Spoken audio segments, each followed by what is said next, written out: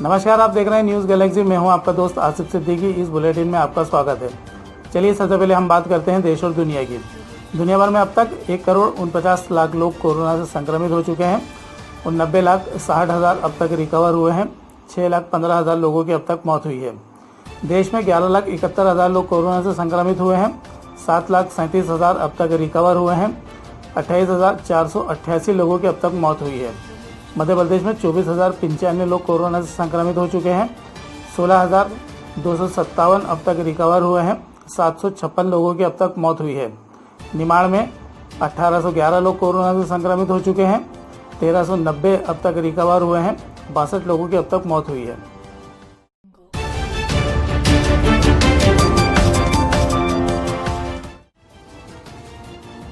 चौबीस घंटे के भीतर ही धराए दोनों हत्यारे। हालांकि कोई ठोस कारण अब तक नहीं आया सामने।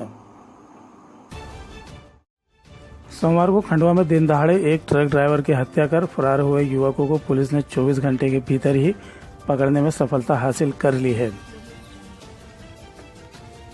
हालांकि यह हत्या क्यों की गई है, इसका अब तक कोई ठोस कारण सामने नहीं आया है। प्राथमिक पूछताछ में आरोपियों ने बताया कि वे माल गोदाम घूमने गए थे। वहां उनका अब्दुल हफीज से विवाद हो गया और इसी के चलते चाकू चल गया। पुलिस अधीक्षक विवेक सिंह ने बताया कि आरोपियों को उज्जैन से पकड़ा है। संजय नगर निवासी निगम पटेल पिता पंड्री पटेल और आनंद पाराशर पिता संतोष पाराशर दोनों की उम्र 19 साल है। हत्याकांड में इस्तेमाल किए गए चाकू को पुलिस ने बरामद कर लिया है, जबकि पिस्टल की तलाश की जा रही है। हत्यारों को पकड़ने में सीएसपी ललित गठरे के नेतृत्व में सिटी कोतवाली थाना प्रभारी बीएल मंडलोई, पद्मनगर थाना प्रभारी पुष्पेंद्र सिंह राठौर की टीम व विशेष शाखा की सराहनीय भूमिका रही है। मालगोदाम क्षेत्र में अब्दुल हाफिज नाम के व्यक्ति, जिनकी उम्र 50 से 55 साल के बीच में, उनके 2 व्यक्तियों ने चाकू और गोली मार के हत्या कर दी थी। तत्काल सूचना मिलने पे पुलिस टीमें एक्टिव हुई थी। सीसीटीवी फुटेज, टेक्निकल एविडेंस और मुखबिर की सूचना के आधार पर अलग अलग दिशाओं में टीम्स को रवाना किया गया था और जिसकी वजह से आज सुबह इन दोनों आरोपियों को उज्जैन से गिरफ्तार किया गया है और आज यहाँ लाके उनसे पूछताछ की जा रही है और जैसे भी विवेचना में अग्रिम तथ्य पाए जाएंगे इसको विवेचना में सम्मिलित करते हुए किया जाएगा। क्या कुछ बैकग्राउंड है सर आरोपियों का? अभी तक इनका कोई आपराधिक रिकॉर्ड हमारे समक्ष नहीं है, लेकिन उसको भी खंगाला जा रहा है। संभवतः हो सकता है कि अन्य जिलों में कुछ आपराधिक रिकॉर्ड हो तो उसको भी वहाँ से संकलित किया जाएगा। सर, कम्युनल वायलेंस बढ़ाने के लिए या कुछ इस तरह की बात के लिए कुछ हत्या हुई है या क्या कुछ है उसमें? अभी सारी चीजें विवेचना में है और क्योंकि आज सुबह की इनको कस्टडी में लिया गया है, अगर पूछताछ में या इंट्रोगेशन में कुछ और पता चलता है तो उसमें अग्रिम कार्रवाई की जाएगी। बिल्कुल, वो भी विवेचना में उसके अंतर्गत किया जाएगा। इसमें अभी हमको चाकू इनसे जब्त हो चुका है। अभी जो कट्टा है उसके बारे में पूछताछ जारी है, उसको जब्त किया जाएगा। खरगोन 21 नए संक्रमितों के साथ निमाड़ में हुआ सबसे आगे। अब यहां पर कुल 547 संक्रमित। निमाड़ में बढ़ते कोरोना संक्रमण पर लगाम लगती नजर नहीं आ रही है। खरगोन में पिछले 24 घंटे में 21 कोरोना पॉजिटिव मरीजों की पुष्टि की गई है। नए संक्रमितों के साथ जिले में कुल संक्रमितों की संख्या 547 हो गई है। हालांकि इस दौरान 25 संक्रमित रिकवर होकर डिस्चार्ज भी हुए हैं।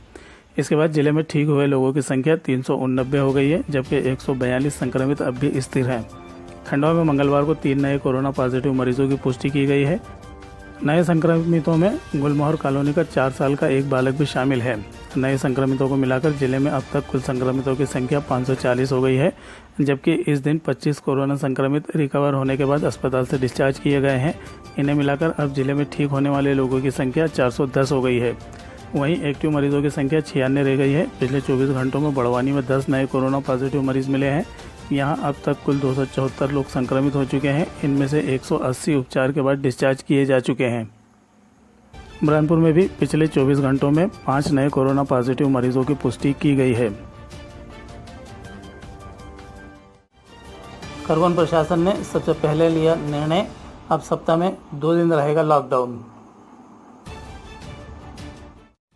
मंगलवार को खरगोन में आयोजित जिला स्तरीय संकट प्रबंधन समूह की बैठक में निर्णय लिया गया है कि सप्ताह में 2 दिन जिले में लॉकडाउन रहेगा। एक दिन पूर्व मुख्यमंत्री ने सभी कलेक्टर्स के साथ समीक्षा बैठक में निर्देश दिए थे कि जिन जिलों में संक्रमण ज़्यादा है वहां पर अब सप्ताह में 2 दिन लॉकडाउन लगाया जा सकता है। इसके परिपालन में खरगोन प्रशासन निमाड़ में यह निर्णय लेने वाला पहला जिला बन गया है। कलेक्टर गोपाल चंद डाड ने आदेश में जिले के नागरिकों से अपील करते हुए कहा है कि ईमानदारी के साथ 2 दिनों के इस लॉकडाउन का पालन सुनिश्चित करें, अन्यथा सख्त कार्रवाई से बच नहीं पाएंगे। खरगोन प्रशासन ने यह निर्णय खरगोन के साथ ही पड़ोसी जिले खंडवा, इंदौर और बड़वानी में बढ़ते संक्रमण को देखते हुए लिया है। कलेक्टर ने नागरिकों से अपील करते हुए कहा है कि ईमानदारी के साथ इन 2 दिनों में लॉकडाउन का पालन सुनिश्चित करें, अन्यथा सख्त कार्रवाई की जाएगी। बैंकों के निजीकरण को कर्मचारियों ने बताया राष्ट्र विरोधी, खंडवा में भी हुए विरोध में प्रदर्शन। केंद्र सरकार देश में सरकारी बैंकों की संख्या को घटाकर 5 तक सीमित करने की योजना पर काम कर रही है। एक रिपोर्ट के मुताबिक इस बार सरकार बैंकों का आपस में विलय करने के बजाय निजीकरण के राह पर आगे बढ़ना चाहती है। यदि ऐसा होता है तो सरकारी बैंकों की संख्या घटकर 27 से 5 पर आकर ठहर जाएगी। अप्रैल 2017 से पहले तक देश में बैंकों की संख्या 27 थी, लेकिन वर्तमान केंद्र सरकार ने सरकारी बैंकों के विलय की योजना पर काम करते हुए भारतीय स्टेट बैंक से इसकी शुरुआत की थी।